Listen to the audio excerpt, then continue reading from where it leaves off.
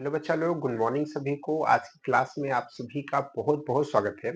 आज की क्लास में हम लोग केमिस्ट्री का टॉपिक पढ़ेंगे जिसका नाम है रेडियो एक्टिविटी। ठीक है, ये बहुत ही इंपॉर्टेंट टॉपिक है। इससे कई सारे क्वेश्चंस आपके एग्जाम में बन सकते हैं। कभी कभी इस चैप्टर से 2 क्वेश्चन, कभी कभी 1 क्वेश्चन, कभी कभी 3 क्वेश्चन, यानी कि 1 से लेकर के 3 क्वेश्चन इस टॉपिक से बन सकते हैं। बहुत ही इंपॉर्टेंट टॉपिक होता है और कई चैप्टर से रिलेटेड होता है, इसी वजह से इससे क्वेश्चन जो है पूछे जाते हैं। ठीक है, तो आज की क्लास में अगर आप इस चैप्टर का नाम केवल सुन रहे हैं, ठीक है, इसके पहले आपने नहीं पढ़ा है, ठीक है, नहीं समझा या फिर पढ़े हैं भूल गए हैं, तो भी आपको बहुत अच्छे तरीके से बहुत शॉर्ट में हम आपको समझाएंगे और इसके क्वेश्चन कैसे आते हैं, कैसे क्वेश्चन आपको करना है, उसके बारे में भी बताएंगे। ठीक है, तो आज हम लोग इसके कुछ टॉपिक को डिस्कस करेंगे। इसके नेक्स्ट क्लास में हम लोग इसके कुछ टॉपिक को डिस्कस करेंगे। 2 क्लास करके हम लोग इसको खत्म करेंगे। ठीक है, तो चाहे आप पॉलिटेक्निक या आईआरटी किसी की भी तैयारी कर रहे हैं एंट्रेंस एग्जाम की, आप इसको अच्छे से समझ सकते हैं। ठीक, तो देखिए, सबसे पहले हम इसमें कुछ चीजों की बात करेंगे जो थ्योरेटिकल चीजें हैं, क्योंकि अगर हम इनको नहीं समझेंगे तो फिर हम इनके क्वेश्चंस को नहीं कर पाएंगे, या फिर क्वेश्चन कर पाएंगे तो केवल उन क्वेश्चन को कर पाएंगे जो हम सामने देखेंगे। अगर नए क्वेश्चन बन करके आएंगे तो फिर उसको हम समझ है नहीं पाएंगे जब तक कॉन्सेप्ट को क्लियर नहीं करेंगे। ठीक है, तो देखिए, रेडियो एक्टिव जो मटेरियल्स होते हैं, जो हमारे एलिमेंट्स होते हैं, ठीक है, कुछ हमने यहाँ पर नाम लिख दिए हैं। ढेर सारे नाम इसलिए लिख दिए कि आप इनमें से किसी भी नाम को सुने तो जान पाए कि ये नाम जो है किसी एक रेडियो एक्टिव एलिमेंट का है। ठीक है, एक सबसे फेमस नाम है यूरेनियम, जिसको हम लोग यू से डिनोट करते हैं। यूरेनियम आप याद रखिए। रेडियम याद रखिए, आर ए से डिनोट करते हैं। ठीक है, थोरियम याद रखिए, पोलोनियम याद रखिए, रेडॉन याद रखिए और प्रोटेक्टिनियम याद रखिए। ठीक है, तो इतने करके और भी होते हैं बहुत सारे जो हमारे एलिमेंट होते हैं, रेडियो एक्टिव एलिमेंट्स होते हैं, इनको आपको ध्यान रखना है। ठीक है, तो इनको नाम आप लिख लीजिए। इस पे नाम तो आपको ऐसे नहीं पूछा जाएगा, हो सकता है कि पॉलिटेक्निक में पूछ लिया जाए कि 4 ऑप्शन देख करके कि इसमें से कौन रेडियो एक्टिव पदार्थ नहीं है, ऐसे करके कभी क्वेश्चन पूछ सकता है, या फिर ऐसे पूछ सकता है कि कौन इसमें से रेडियो एक्टिव पदार्थ है। ठीक है, तो ऐसे क्वेश्चन 2 बन सकते हैं, तो आप इनको याद रखेंगे तो बना पाएंगे। ठीक है, क्वेश्चन को। उसके बाद क्या है कि जो रेडियो एक्टिव हमारे एलिमेंट्स होते हैं वो नॉर्मल एलिमेंट से अलग के होते हैं, क्योंकि हम एलिमेंट के बारे में तो पढ़ते हैं, लेकिन इनको अलग से हम लोग क्यों पढ़ते हैं? तो अलग से पढ़ने का कुछ कारण होता है। क्या कारण होता है भाई? ये इनको रेडियो एक्टिव क्यों कहा जाता है? रेडियो एक्टिव एलिमेंट्स क्या होते हैं उनको समझिए। ये ऐसे एलिमेंट होते हैं, जैसे मान लीजिए कि हमारे पास एक ये यूरेनियम है। मान लीजिए कि इतना यूरेनियम है, चलिए इससे हटाते हैं, इससे समझते हैं। ठीक है, हमारे पास में ये ग्लास है, पेपर वेट है। ठीक है, तो इससे हम समझते हैं। तो इसमें क्या है, मान लीजिए कि ये क्या है, ये एक यूरेनियम है। ठीक है, यूरेनियम है। अब यूरेनियम में क्या होगा कि इसका जो नाभिक होगा, ठीक है, जिसको हम लोग न्यूक्लियाई कहते हैं, नाभिक जो इसका होगा, उसमें से उसमें से क्या निकलेंगे? रेडिएशंस निकलेंगे। रेडिएशंस कैसे निकलेंगी? किरणों के फॉर्म में, रेस के फॉर्म में, अल्फा बीटा गामा, इस तरीके की अलग अलग रेस के फॉर्म में, किरणों के फॉर्म में इसमें से क्या निकलेंगी? वो हमको दिखाई नहीं देंगी। ठीक है, क्योंकि वो रेज हमको दिखाई हमारे आंखों से दिखाई नहीं दे सकती, तो हमको दिखाई नहीं देंगे, लेकिन इसके यहाँ से किरणें निकलेंगी। जैसे कि मान लीजिए कि हम इससे एक इसमें लाइट भी लगी हुई है। ठीक है, तो हम आपको लाइट जला करके दिखाएं, तो अब आप देखेंगे कि इसमें से किरणें निकल रही होंगी, अब हमारे हाथों पे आ रही है, तो ये तो हमको दिख रहा है। लेकिन ऐसी किरणें भी इसके अंदर से निकलती है। मान लीजिए कि अगर ये यूरेनियम है तो इसके अंदर से निकलती है जो हमको दिखाई नहीं देती है। ठीक है, तो ये एक रेडियो एक्टिव मटेरियल होता है, उसमें कुछ हमको करने की जरूरत नहीं है। हमको इसको गर्म करने की जरूरत नहीं है, कुछ करने की जरूरत नहीं। अगर ये इसको ऐसे रख दिया जाए तो उसमें से किरणें निकलती रहेंगी। ठीक है, निकलती रहेंगी। ठीक है, जब तक वो मटेरियल खत्म नहीं हो जाता। ठीक है, तो इसीलिए कहा जाता है कि ये जो हमारे एलिमेंट्स होते हैं, ठीक है, रेडियो एक्टिव एलिमेंट्स होते हैं, ये हमारे लिए हानिकारक होते हैं। ठीक है, तो इसीलिए इसको कहा जाता है। ठीक है, तो रेडियो एक्टिव एलिमेंट समझ पा रहे हैं? वे होते हैं जो जिनके अंदर से किरणें निकलती रहती हैं, रेज निकलती रहती हैं, उन्हीं को हम लोग रेडियो एक्टिव एलिमेंट्स कहते हैं। ठीक, क्या इसका कारण होता है? इसका जो कारण होता है वो अस्थायी नाभिक के कारण, यानी यानी कि जो इसका नाभिक होता है वो अनस्टेबल होता है, उसमें से एनर्जी रिलीज होती रहती है। ठीक है, और वो किरणों के फॉर्म में बाहर निकलती रहती है। ठीक है, उन किरणों को, ठीक है, ये जो हमारे जो एलिमेंट्स होते हैं, रेडियो एक्टिव एलिमेंट्स होते हैं, इसकी जो खोज है वो हेनरी बेकुरेल, ठीक है, इस तरीके से करके इंग्लिश नाम है, ठीक है। तो बेकुरेल उन्होंने खोज की थी, तो उन्हीं के नाम पर इनकी इसमें जो किरणें निकलती है उनका नाम रख दिया गया है। क्या कहते हैं इन किरणों को? बेकुरेल किरणें कहते हैं, ठीक है। जो हमारे रेडियो एक्टिव एलिमेंट्स होते हैं उसमें से जो किरणें निकलती हैं उनको हम लोग बेकुरेल किरणें कहते हैं, ठीक है। अब ये जो किरणें होती हैं, जब ये किरणें निकली, इस पे स्टडी की गई, तो इसमें देखा गया कि ये किरणें 3 तरह से होती हैं। 3 तरह की किरणें इसमें निकलती हैं। कैसे किरणें? यहाँ पर डायग्राम में समझिए, डायग्राम मैंने बनाया है। ये एक रेडियो एक्टिव एलिमेंट है, ठीक है, जिसमें से रेडिएशंस निकल रही है। ये देखिए रेडिएशंस निकली, ठीक है, एक निकली। और यहाँ पर जो आप ये एरिया देख पा रहे हैं, यहाँ पर अगर आप देखेंगे तो इसको हम थोड़ा सा मोटा कर दें, ठीक है। ये एक प्लेट है, ये क्या है? एक प्लेट है, ये एक प्लेट है, ठीक है। और ये भी एक प्लेट है। इस प्लेट पर नेगेटिव चार्ज दिया गया है, या फिर हम मान लीजिए कि नेगेटिव है, ठीक है, और इधर पॉजिटिव है, ठीक है। और बीच में क्या है? मैग्नेटिक फील्ड है, ठीक है, मैग्नेटिक फील्ड, ठीक है। तो यहाँ पर जो एक किरणें, ये रेडियोएक्टिव एलिमेंट है। तो एलिमेंट से जब ये किरणें निकली, तो जब इन पे स्टडी की गई, इनको रिसर्च किया गया, देखा गया, तो इसमें से कुछ किरणें निकल करके ठीक है, माइनस की तरफ जा रही थी। यानी कि जब ये किरणें एक मैग्नेटिक फील्ड में होती थी, तो ये कुछ रिएक्शन करती थी, कुछ रिएक्ट करती थी। क्या रिएक्ट करती थी? कि जो कुछ तरह की किरणें होती थी वो नेगेटिव की तरफ अट्रैक्ट होती थी, नेगेटिव की तरफ जाती थी। और कुछ किरणें होती थी जो पॉजिटिव की तरफ जाती थी। क्या होती थी? पॉजिटिव की तरफ जाती थी। और कुछ किरणें ऐसी होती थी जिन पर इस चीज का प्रभाव नहीं पड़ता था, वो सीधे निकल जाती थी। वो ना उधर जाती थी ना इधर जाती थी, कहीं भी नहीं, सीधे वो चली जाती थी। तो जब ये 3 तरह की किरणें देखी गई, तो इन 3 तरह की किरणों का नाम रखा गया। जो किरणें निगेटिव की तरफ जा रही थी उनको कहा गया अल्फा, ठीक है। क्या कहा गया? अल्फा किरणें या फिर अल्फा रेज, ठीक। उसके बाद जो किरणें पॉजिटिव की तरफ जा रही थी उनको कहा गया बीटा। और जो किरणें सीधे निकल जा रही थी, जिन पे किसी भी चीज का प्रभाव नहीं पड़ रहा था, मैग्नेटिक फील्ड का कोई इफेक्ट नहीं पड़ रहा था, उसको कहा गया गामा रेज। क्या कहा गया? Gamma rays. इतनी बात समझ में आई? क्या हमने समझाया? धीरे धीरे इसलिए समझा रहे हैं क्योंकि हो सकता है आपके लिए टॉपिक नया हो, तो आप समझे। हमने कहा कि ये भी एक नॉर्मल एलिमेंट ही होता है, जैसे लोहा होता है, सोना होता है, वैसा ही एलिमेंट ये भी होता है।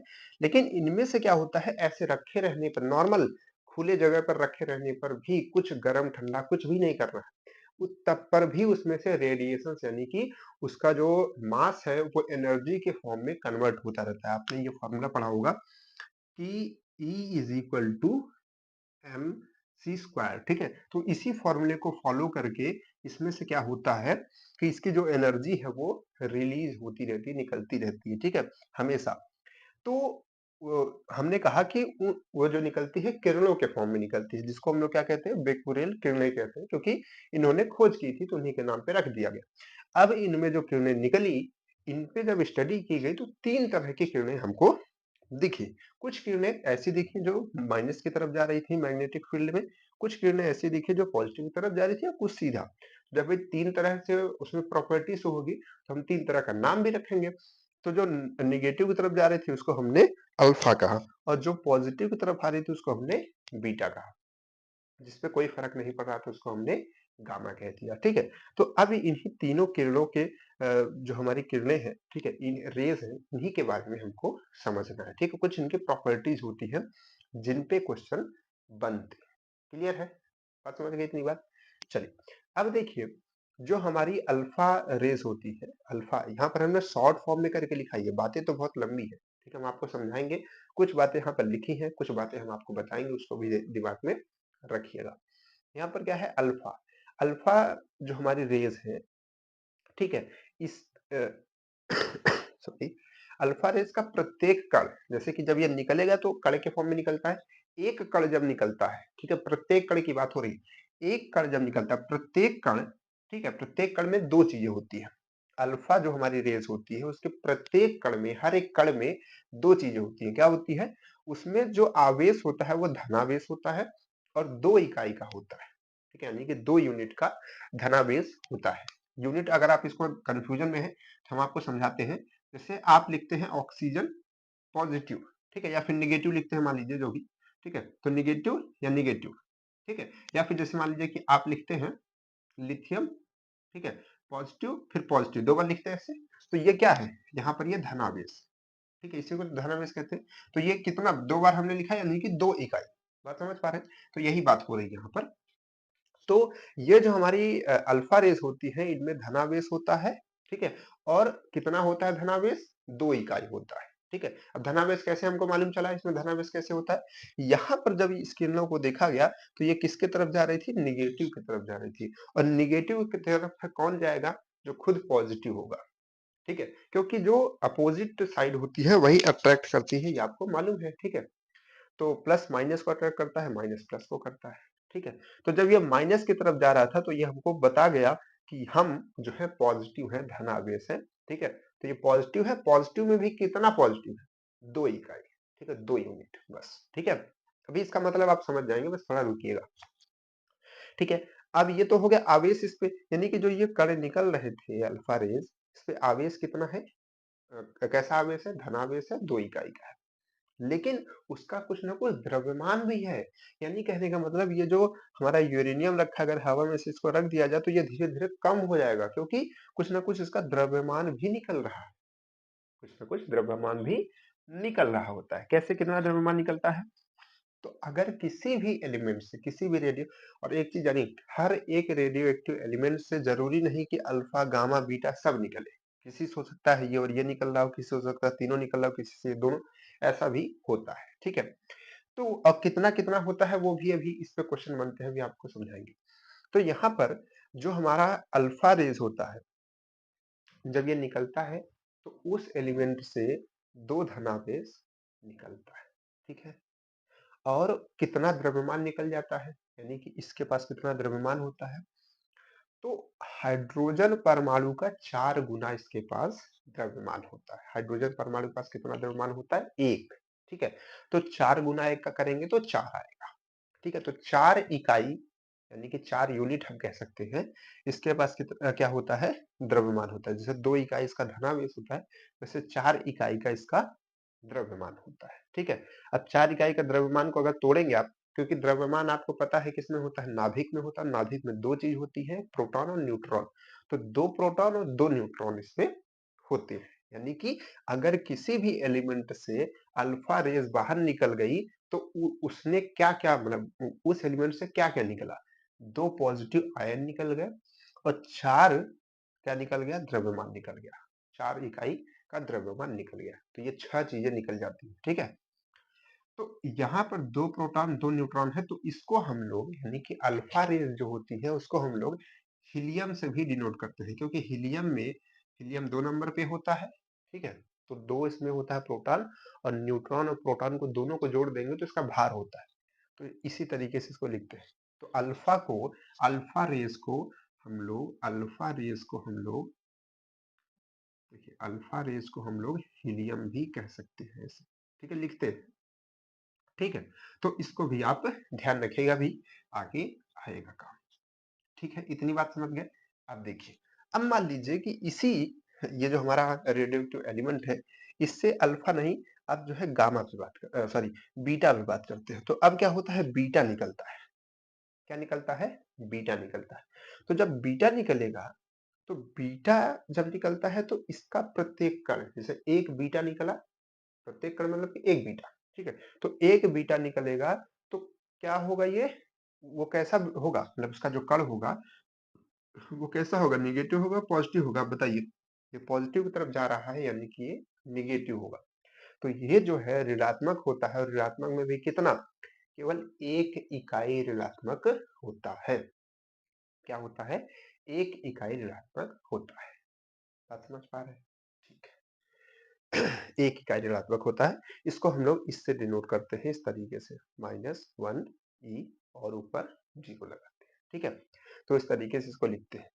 अब देखिए, जो अल्फा रेज होती है इसमें भेदने की क्षमता, जैसे कि क्या होता है, इसमें जब इसका प्रयोग किया जाता है तो सोने की पतली पन्नी या फिर किसी भी मेटल की पतली सी पन्नी लगाई जाती है, और देखा जाता है कि वो कितना छेद करके बाहर निकल सकती है। तो ये जो होती है अल्फा रेज हमारी 0.1 mm भी भेद नहीं पाती है, ठीक है? तो इसके भेदने की क्षमता बहुत कम होती है, लेकिन गैसों को आयनित करने की क्षमता इसमें बहुत ज़्यादा होती है, ठीक है? गैसों को आयनित कर सकती है, ठीक है? क्या कर सकती है?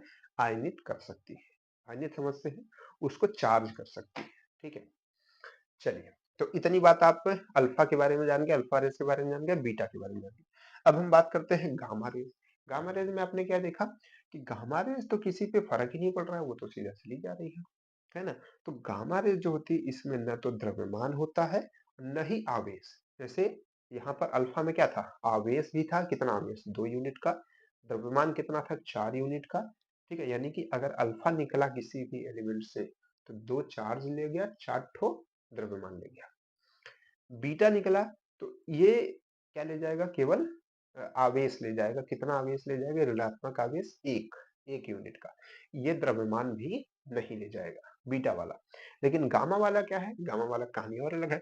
ये इसमें ना तो द्रव्यमान होता है, यानी कि जो हमारा गामा रेज होती है, ना तो द्रव्यमान ले जाता है और ना ही आवेश होता है। जब होगा, जब है ही नहीं तो ले क्या जाएगा, है ना? तो ना तो इसमें द्रव्यमान होता है और ना ही इसमें आवेश होता है। लेकिन इसमें भेदने की क्षमता बहुत अधिक होती है, ठीक है? भेदने की क्षमता बहुत अधिक होती है। 20 से 30 मोटी, ठीक है? इतनी मोटी में समझ लीजिए कोई प्लेट होगी, उसको भी भेद के ये निकल सकता है बाहर, ठीक है? तो इसके भेदने की क्षमता बहुत अधिक होती है। अब इसी से आप समझ सकते हैं कि यहाँ पर क्यों नहीं रुक रहा है, ठीक है? ये सीधे सबको पार करते हुए चला जा रहा है, ठीक है? और क्योंकि इसमें आवेश भी नहीं होता है, तो ना पॉजिटिव तरफ जाएगा ना निगेटिव की तरफ जाएगा, ठीक है? आवेश होगा तभी इधर उधर झुकेगा, ठीक है? इतनी बात तो आई होप क्लियर हो गई होगी, ठीक है? और जो गामा रेज होती है, इसमें क्या होता है? ये चुंबकीय या विद्युत चुम्बकीय से विक्षेपित नहीं होती, ठीक है? जो ये फील्ड होती है जिसको हम लोग मैग्नेटिक फील्ड कह रहे हैं, इस पे मतलब इसकी वजह से विक्षेपित विक्षेपित मतलब अपने मार्ग से टेढ़ा मेढ़ा, ठीक है? जैसे देखिए ये जा रही थी इधर लेकिन चली गई उधर, विक्षेपित हो गई, ठीक है? डायरेक्शन मुड़ गया इसका, लेकिन ये विक्षेपित नहीं होती अपने दिशा से, सीधा जिधर जाना है उधर जाती है, ठीक है? ना तो चुंबकीय ना तो मतलब ना तो चुंबकीय क्षेत्र से ना तो विद्युत क्षेत्र, ठीक है? किसी से भी ये फ़र्क इसको नहीं पड़ता। तो इस पे क्वेश्चन बनता है, ठीक है? कि ऐसी कौन-सी रेज़ है जिसपे ना तो चुंबकीय क्षेत्र ना तो विद्युत क्षेत्र का फ़र्क पड़ता है, ठीक है? ऑप्शन रहेगा गामा रेज़, अल्फा रेज़, ठीक है? Beta rays, none of these ऐसे करके रहेगा। तो उसमें आपको लगाना रहता है। तो कौन-सा लगाएँगे आप? गामा रेज़ लगाएँगे। सबसे तेज कौन सी चलती है? Gamma rays. सबसे ज्यादा तेज कौन सी भेज सकती है? Gamma rays. लेकिन गामा रेज में क्या होता है? गैसों को आयनित करने की क्षमता बहुत कम होती है। सबसे ज्यादा गैसों को आयनित करने की क्षमता किसमें होती है? अल्फा में होती है, ठीक है? इतना बात आप याद रख पाएंगे। ये इतनी बात जितनी हमने आपको बताई अल्फा बीटा और गामा के बारे में। अब समझिए मेन पॉइंट जिसके लिए हम लोग इतनी कहानी को समझ रहे हैं, पढ़ रहे हैं कि इसमें दो धनावेश निकलता है, चार द्रव्यमान निकलता है, इसमें जो है एक ऋणावेश निकलता है, कोई द्रव्यमान नहीं निकलता है और गामा तो अलग ही है, इसमें ना द्रव्यमान निकलता है ना आवेश निकलता है। सबका कहाँ काम आने वाला है, ठीक है? कहाँ किस तरीके के क्वेश्चन इस पे बनेंगे, ठीक है? तो अब देखिए इतना समझ में आई बात। अब यहाँ पर इन दोनों एग्जाम्पल को ध्यान से देखिए, यहीं से आपको सब कुछ समझ में आएगा, ठीक है? ये जो एग्जाम्पल है, ये आपको बताएगा अल्फा रेज निकलती है तो क्या होता है। ये एग्जाम्पल जो दूसरा है, ये आपको बताएगा कि बीटा रेज निकलती है तो क्या होता है। और इधर का जो एग्जाम्पल है, यहाँ तो एग्जाम्पल है ही नहीं, ठीक है? क्यों नहीं एग्जाम्पल? क्योंकि गामा रेज के निकलने पर कोई फर्क नहीं पड़ता, ना तो आवेश बदलता है ना तो उसका द्रव्यमान चेंज होता है। तो इसका कोई एग्जाम्पल यहाँ पर नहीं है, ठीक है? तो दो एग्जाम्पल जो आपको समझना है, एक अल्फा के लिए और एक बीटा के लिए, ठीक है? तो अल्फा के लिए क्या है? अब देखिए यहाँ पर एक क्या लिया गया है? रेडियो एक्टिव एलिमेंट लिया गया। कौन सा है? रेडियम लिया गया है। क्या लिया गया है? रेडियम। तो रेडियम में रेडियम किस नंबर पे है? 88 नंबर पे है। देखिए एक चीज आप समझ लीजिए, जैसे कि क्या होता है, जैसे अभी हम आपको हीलियम समझा रहे थे, ठीक है? हीलियम 2 नंबर पे होता है, भार इसका 4 होता है, ठीक है? तो जो नंबर होता है वो यहाँ लिखा है, ठीक है? इसको आप प्रोटॉन की संख्या कह सकते हैं या फिर इलेक्ट्रॉन की संख्या कह सकते हैं, ठीक है? और ये जो होता है इसका भार होता है। इसमें प्रोटॉन की संख्या प्लस न्यूट्रॉन की संख्या होती है, ठीक है?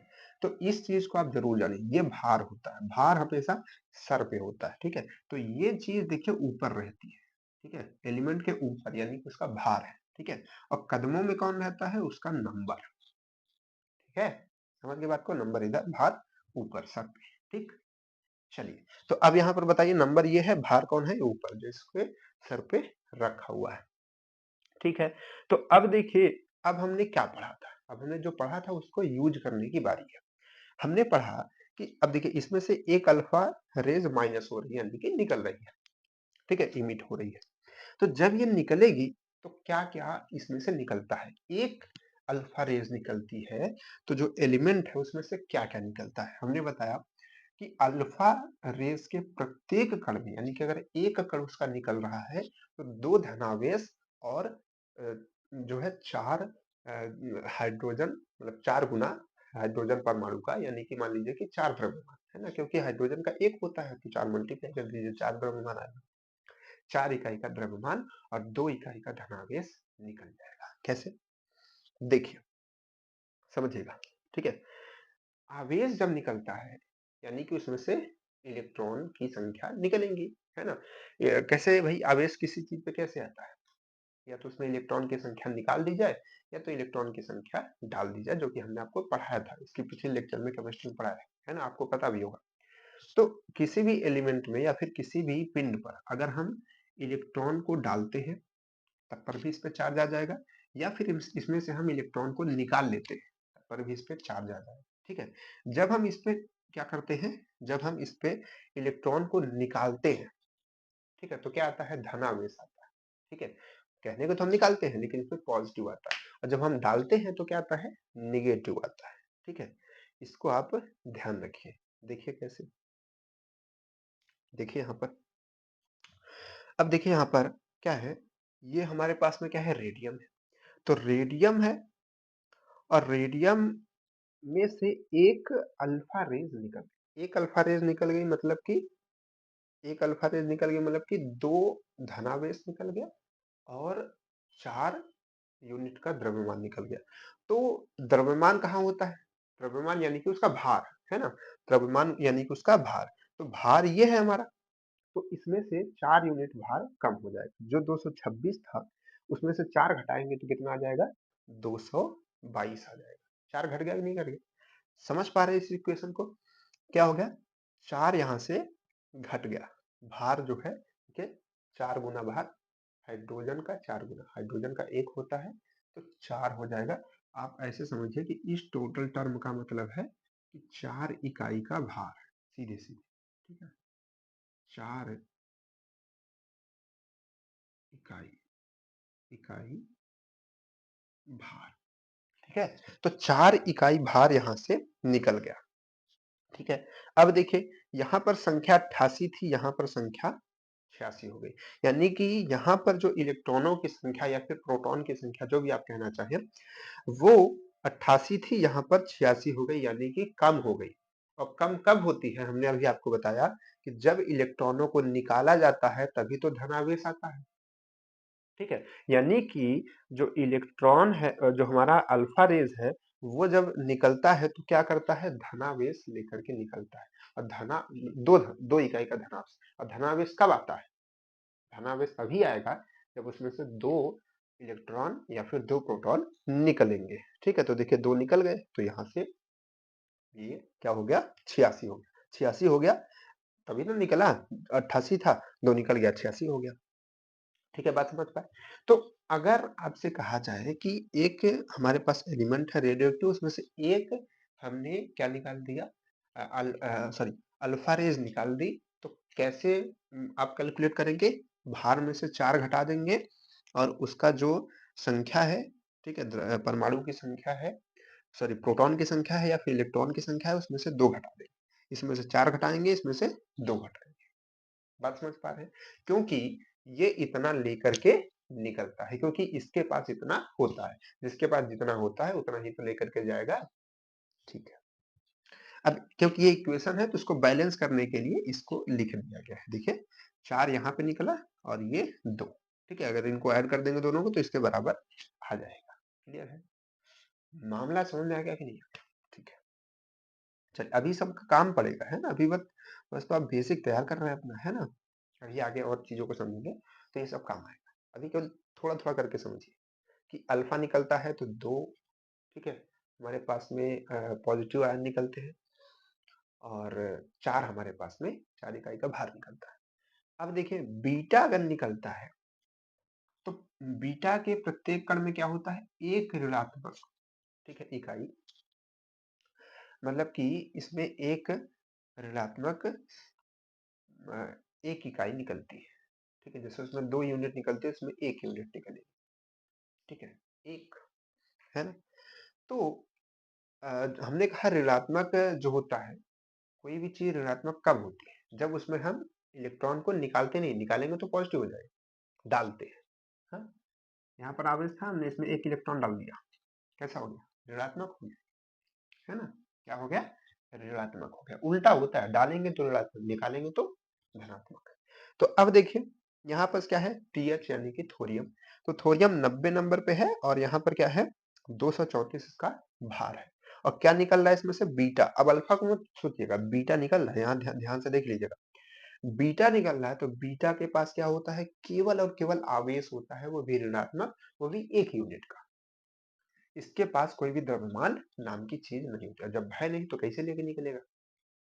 तो इसका जो द्रव्यमान है 234 से 234 ही रहेगा, इसमें कोई भी चेंजेस नहीं आएगा। समझ आ रहा है, 234 से 234 है ना, बिल्कुल। लेकिन लेकिन लेकिन ठीक है, इसको ना आप ऐसे लिख दीजिए, नहीं तो दिक्कत हो जाएगी आपको समझ। ये ई है, ये 0 है, ये -1 ऐसे है, समझ लीजिए। ठीक है, चलिए कोई बात नहीं है, बस समझ जाइए। ठीक है, तो यहाँ पर देखिए इसके जो भार में कोई भी चेंज नहीं आएगा, क्योंकि कोई भी द्रव्यमान इसमें नहीं निकल रहा है। लेकिन इसका जो संख्या है 90 था, 1 इलेक्ट्रॉन आ गया, है ना। ऋणात्मक आवेश कब आता है, जब उसमें आता है, तो आया यानी कि 90 से 91 हो गया। बात समझ पाए, क्या समझ पाए कि अगर अल्फा निकलेगा तो ये 4 कम होगा, ये 2 कम होगा। इसमें क्या होगा, अगर बीटा निकलेगा तो इसमें कोई चेंजेस नहीं होगा, बल्कि एक हमारे पास इलेक्ट्रॉन की संख्या बढ़ जाएगी, 90 से 91 हो जाएगी, 91 से 92 हो जाएगी, 92 से 93 हो जाएगी, 94 से क्या हो जाएगी, 95। ठीक है, तो इतनी बात अगर आप समझ चुके हैं तो अब हम कुछ क्वेश्चन करते हैं। ठीक है, किया जाए क्वेश्चन, चलिए इसको इरेज नहीं करेंगे, यही क्वेश्चन करेंगे। ठीक है, थोड़ा थोड़ा करके समझेंगे तो अच्छे से समझ जाएंगे, है ना। चलिए पहले कुछ क्वेश्चन, छोटे छोटे क्वेश्चन की शुरुआत करते हैं, उसके बाद आपसे एक छोटा सा पहले क्वेश्चन ऐसे जनरल पूछते हैं, ठीक है, जो एग्जामों में पूछा गया है। लिखा है क्वेश्चन में कि नाभिक में किसके निकलने पर परमाणु संख्या तथा द्रव्यमान संख्या अपरिवर्तित रहती है। मतलब कि नाभिक से ना, क्योंकि ये जो ये निकलते हैं हमारे इलेक्ट्रॉन, मतलब अल्फा रेज, बीटा और गामा रेज, ये नाभिक से निकलते हैं, इलेक्ट्रॉन से इनका लेना देना नहीं होता, नाभिक से निकलते हैं। ठीक है, ध्यान रखिएगा। तो नाभिक से जब ये निकलते हैं, ठीक है, तो इसमें पूछा जा रहा है कि ऐसी कौन सी चीज है जो नाभिक से निकलती है तो ना तो उसका परमाणु संख्या बदलता है, ना तो उसकी द्रव्यमान संख्या बदलती है। दो संख्या होती है, ये आपकी होती है द्रव्यमान संख्या, ये होती है परमाणु संख्या, है ना। तो ना तो द्रव्यमान संख्या बदलता है, ना तो परमाणु संख्या। ऐसा कौन सा चीज है जो निकलता है, आपके ऑप्शन है alpha rays, alpha rays, beta rays, आपके ऑप्शन दे रहे हैं, ठीक है, क्वेश्चन सुना रहे हैं आपको, ठीक है बस। और उसके बाद है गामा रेज, और उसके बाद है न्यूट्रॉन, ठीक है, एक ऑप्शन है न्यूट्रॉन का, ठीक है, न्यूट्रॉन का। क्वेश्चन क्या था कि नाभिक से ऐसी कौन सी चीज है जो निकलती है तो ना तो परमाणु संख्या बदलती है, ना तो द्रव्यमान संख्या बदलती है। ठीक है, तो ऐसी कौन सी चीज है भाई? देखिए, यहाँ पर जब अल्फा रेज निकला तो इसका द्रव्यमान संख्या भी बदला और परमाणु संख्या भी बदला, है ना? तो इसमें तो बदल रहा है। जब बीटा निकला तो इसका द्रव्यमान संख्या तो नहीं बदला, लेकिन परमाणु संख्या बदल गया, ठीक है। लेकिन गामा में क्या कहा गया था? ना तो इसमें द्रव्यमान होता है, ना तो इसमें आवेश होता है। आवेश चेंज होता है तो ये बदलता है, द्रव्यमान चेंज होता है तो ये बदलता है ना? तो गामा ही ऐसी चीज है जिसके निकलने से ना तो उसके द्रव्यमान पर फर्क पड़ता है, ना तो उसके आवेश पर फर्क पड़ता है। मतलब ना तो उसके परमाणु संख्या पर फर्क पड़ता है और ना ही उसके द्रव्यमान संख्या पर फर्क पड़ता है, यानी कि चेंज नहीं होता, अपरिवर्तित। तो इसका ऑप्शन क्या हो जाएगा? क्या हो जाएगा? गामा रेज, ठीक है। मतलब गामा रेज ही ऐसी है जिसपे कोई फर्क नहीं पड़ता जिसके निकलने से, ठीक है। क्लियर है? चलिए, अब अगला क्वेश्चन है। अब अगला क्वेश्चन आपके सामने है ना। अगला क्वेश्चन है कि एक अल्फा कण, है ना, हम लिख रहे हैं यहाँ पर, एक अल्फा कण, एक अल्फा कण और और और प्रोटॉन के भारों का अनुपात अनुपात है, ठीक है। समझिएगा थोड़ा सा। ऑप्शन क्या है? 1:4, 4:1, 1:3 और 3:1, ठीक है। ये आपके पास में ऑप्शन दिया है। क्या है? कि एक अल्फा कण और प्रोटॉन के भार, एक अल्फा कण का भार कितना होता है? 4 प्रोटॉनों की भार के बराबर। तो अल्फा कण को हम लिख सकते हैं, क्या लिख सकते हैं भाई? 4 प्रोटॉनों की संख्या, मतलब 4 प्रोटॉनों का भार। और प्रोटॉनों का भार मतलब एक प्रोटॉन की बात हो रही है, तो रेशियो में एक प्रोटॉन का भार। तो प्रोटॉन का भार ये भी है, प्रोटॉन का भार ये भी है। ये 4 है, ये 1 है, ठीक है। तो रेशियो क्या बन जाएगा? 4:1। सेकेंड ऑप्शन आपका राइट हो जाएगा, क्योंकि एक अल्फा कण 4 प्रोटॉन के संख्या के, मतलब 4 प्रोटॉनों के भार के बराबर है ना। 4 प्रोटॉन के भार के बराबर नहीं होता, तो जब एक अल्फा कण निकल रहा था तो 26 से 22 नहीं होता, ठीक है। यानी अगर एक अल्फा कण निकलता है तो 4 भार निकल जाता है, ठीक है। तो रेशियो हमारा यही बनेगा। क्वेश्चन ऐसा बन सकता है, इसलिए आपको बता रहे हैं। क्योंकि कभी कभी क्या होता है, जब हम लोग कोई चीज नहीं पढ़े होते हैं तो फिर अगर छोटा या आसान भी होता है तो दिक्कत हो जाती है, ठीक है। अगला क्वेश्चन क्या है? अगला क्वेश्चन है कि अल्फा कण है, क्या लिखा है? अल्फा कण है, अल्फा कण है। बस इतना छोटा सा क्वेश्चन है। ऑप्शन क्या है? H+, Li+, He++ और F-, ठीक है। इसमें से बताइए अल्फा कण कौन सा है? अल्फा कण कैसे रिप्रेजेंट किया जाता है बताया गया था आपको, वहां पे लिखा हुआ किनारे देखिए, ठीक है। यहाँ पे लिखा हुआ है, देखिए ये लिखा हुआ है, ठीक है। तो हीलियम को हम लोग अल्फा कण के रूप में रिप्रेजेंट कर सकते हैं, क्योंकि एक अल्फा के निकलने से एक अल्फा के निकलने से 2 यूनिट का धनावेश निकलता है और 4 यूनिट का मास निकलता है, ठीक है, जो कि एक हीलियम के कण में होता है। तो एक हीलियम का कण हम एक अल्फा को कह सकते हैं, ठीक है। तो अल्फा कण क्या है? हीलियम का एक कण है। समझ पा रहे हैं? तो इसका ऑप्शन क्या हो जाएगा? He++, ठीक है। क्लियर है? चलिए, अच्छी बात है। अगला बात क्या है? अगला क्वेश्चन क्या है? अगला क्वेश्चन है, अब समझिएगा, ऐसे क्वेश्चन आते हैं ये एकदम क्लियर क्वेश्चन है ना। अभी तक तो हम आपको थोड़ा छोटे-छोटे क्वेश्चन दे रहे थे ताकि आपको मन लग जाए। अब क्वेश्चन बढ़िया है। क्वेश्चन है कि यूरेनियम यहाँ पर 92 है ना, और 238 238 के, ठीक है, क्वेश्चन को लिख लीजिएगा, ऐसे क्वेश्चन आता है कि, चलिए हम भी लिखते हैं पूरा क्वेश्चन। विघटन, विघटन से, विघटन क्या होता है समझते हैं? ये जो प्रोसेस आपको दिखाया गया है यही विघटन है, यानी कि जब उसमें से जो रेडियो एक्टिव हमारे कण है, ठीक है, वो निकलते हैं तो उसको हम लोग विघटन कहते हैं, खत्म होना, ठीक है, विघटन, घटन होना, है ना, घटना एक तरीके से कह सकते हैं आप, कमी होनी, ठीक है। और पीबी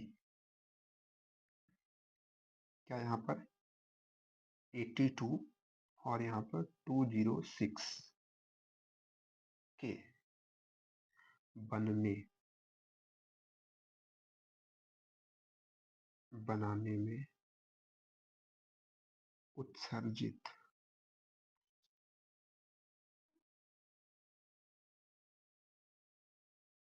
उत्सर्जित अल्फा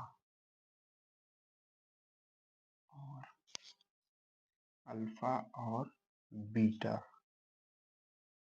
कणों की, कणों की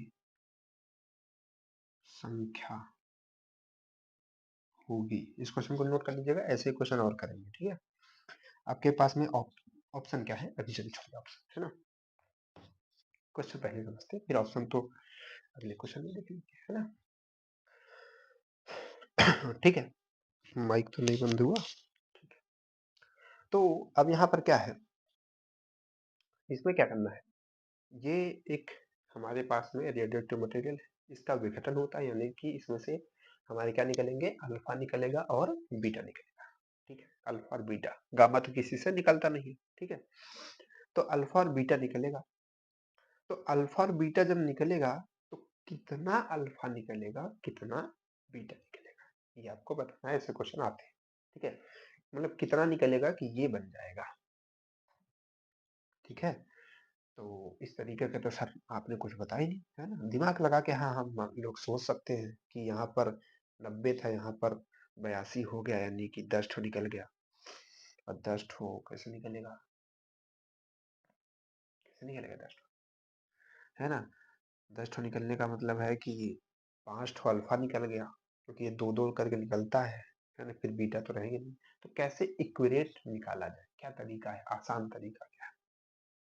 तो आसान तरीका, इसका एक आसान फॉर्मूला है, ठीक है, जो हम आपको बताते हैं।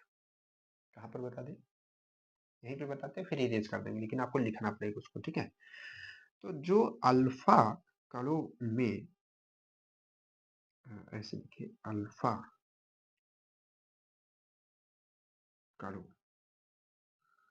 की संख्या, ठीक है, अल्फा कणों की जो संख्या निकालते हैं उसका फॉर्मूला क्या होता है, उसका फॉर्मूला होता है कि जो इनके भार होते हैं, ठीक है, क्या होते हैं, भार होते हैं, द्रव्यमान संख्या हम जिसको कहते हैं, ठीक है, ये द्रव्यमान संख्या इसी को तो कहते हैं, या द्रव्यमान आप कह लीजिए, द्रव्यमान संख्या में कमी, द्रव्यमान संख्या में कमी, अब कमी तो जरूर आएगी, क्योंकि द्रव्यमान उसके पास है, लेके ही निकलेगा, बटे 4, 4 क्यों कर रहे हैं, क्योंकि 4 द्रव्यमान एक एक बार में निकल जाता है, जब एक अल्फा निकलता है तो 4 द्रव्यमान निकल जाता है, तो जितना द्रव्यमान में कमी हुई है उसको 4 से डिवाइड कर देंगे तो पता चल जाएगा कई अल्फा निकला, समझ पा रहे हैं।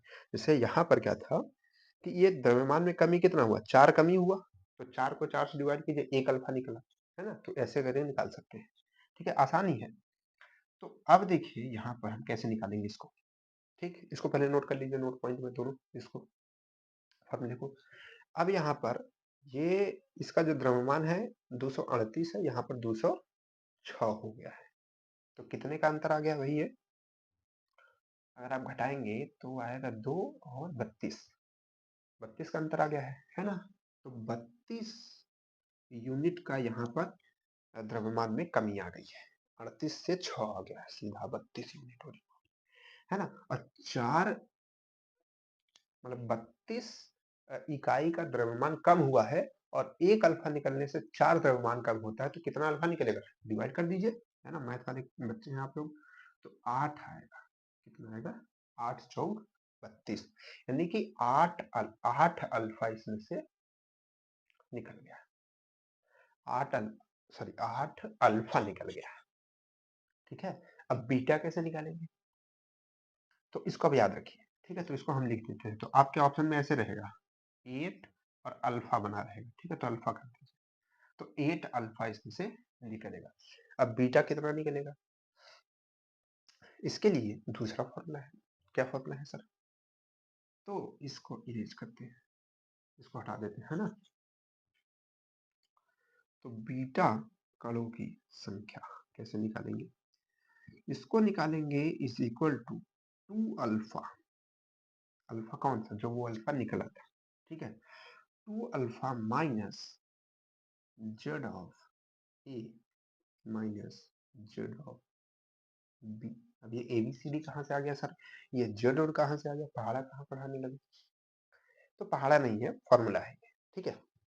ये दो है, ये दो है ही। अल्फा, जो अल्फा आपका आया था यानी कि 8, ठीक है, ये अल्फा पूरा मत जोड़ लीजिएगा। ये 8 आपका आया था ना, 8 अल्फा वो। और ये जेड जो होता है संख्या होती है, परमाणु संख्या।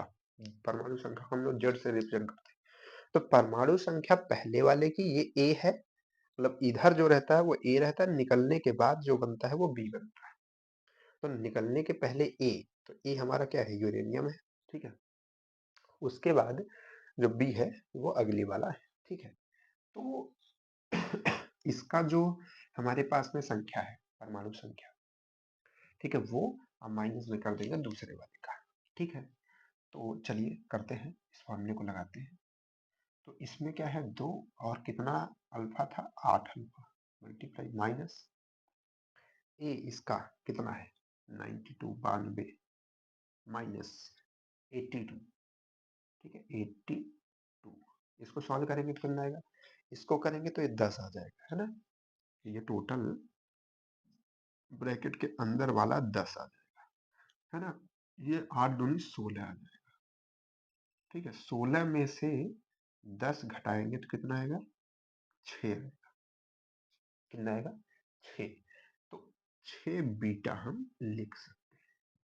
तो इसका आंसर हमने निकाल लिया। कैसे? जब हमको फॉर्मूला पता होगा तब हम इसका आंसर निकाल पाएंगे कि अगर यूरेनियम इतना है तो विघटन होता है और ये बन जाता है, तो कितने अल्फा निकले और कितने बीटा निकले हम इससे पता कर सकते हैं, ठीक है। पता कर लिए।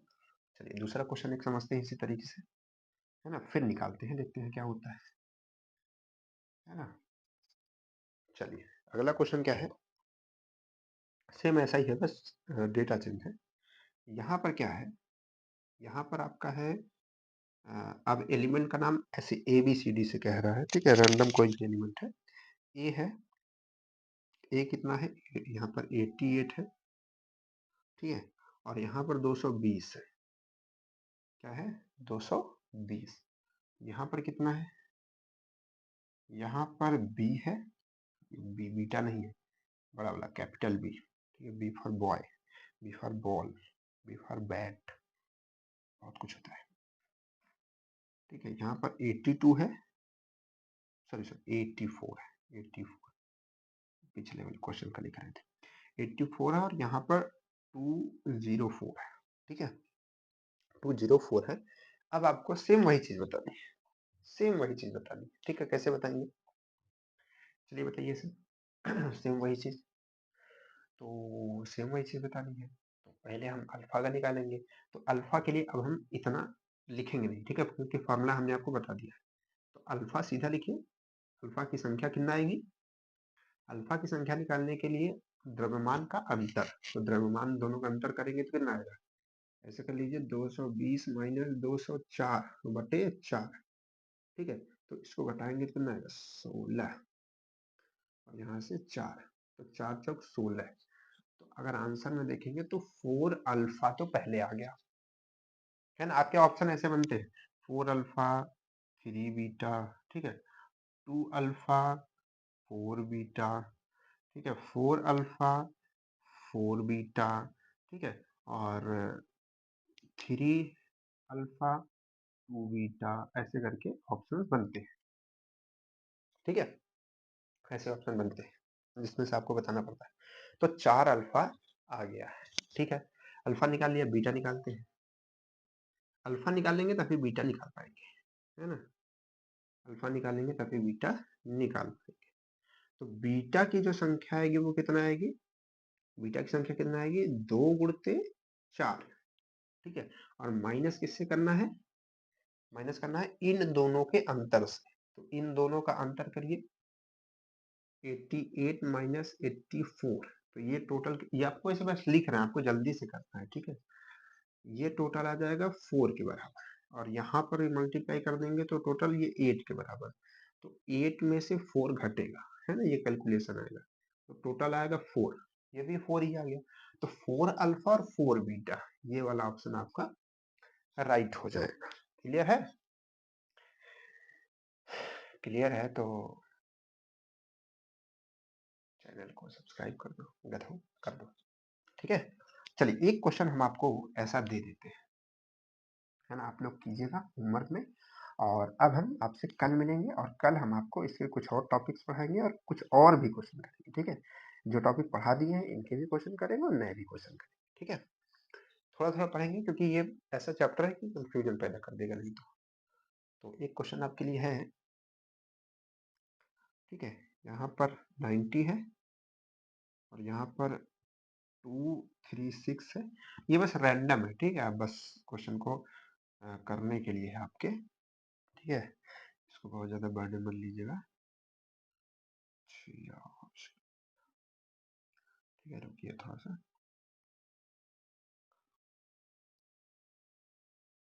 ठीक है, और 202, 202 नहीं, 204, ठीक है? इसको ऐसा करते हैं ना, इसको हम 40 करते हैं। थोड़ा क्वेश्चन बना रहे हैं, एक सेकंड रुकिए, है ना? यहाँ पर ये आपके रहेगा 204,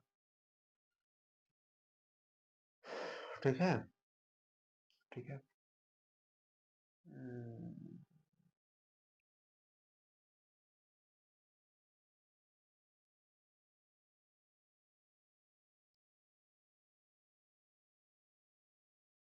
ठीक है, चलिए, अच्छा है, कोई दिक्कत नहीं, गुड, ठीक है?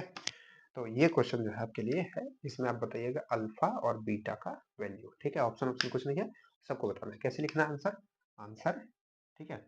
आंसर लिखना है, और अल्फा मतलब जितना जितना भी अल्फा होगा वो, और फिर कॉमा करके जितना भी बीटा होगा फिर बीटा बना दीजिएगा। अल्फा को आप लोग ए लिख सकते हैं, ठीक है? कैपिटल ए, और बीटा को आप लोग कैपिटल बी लिख सकते हैं, कोई दिक्कत नहीं, मतलब स्मॉल बी लिख सकते हैं, कोई दिक्कत नहीं, हम समझ जाएंगे, ठीक है? या फिर आप लोग ऐसे लिख दीजिएगा, अल्फा, ठीक है? और बीटा, ठीक है? ऐसे करके भी लिख सकते हैं, ठीक है? कोई दिक्कत नहीं, ठीक? तो सभी लोग इसको बताइएगा क्या है, तभी हम जानेंगे कि आपको समझ आ गया, ठीक है? जो हमने समझाया, क्योंकि ये समझ आएगा तभी आगे की कहानी समझ में आएगी, ठीक है? तो इतना किसको किसको समझ में आ गया बताइएगा सभी लोग कमेंट्स करके। और हमने पिछली क्लास में कहा था कि बहुत सारे बच्चे जो है कमेंट्स करेंगे तो आपके नाम याद होंगे, ठीक है? तो बहुत सारे बच्चों ने कमेंट किया, ठीक है? अच्छा है, तो आप लोग इसी तरीके से करते रहिए, सबका नाम याद हो जाएगा, तो एक दिन हम आपको नाम ही सुनाएंगे पूरी क्लास में, ठीक है? तो चलिए फिर मिलते हैं आपसे नेक्स्ट क्लास में, नेक्स्ट वीडियो में, ठीक है? नेक्स्ट टॉपिक के साथ, तब तक के लिए बाय बाय।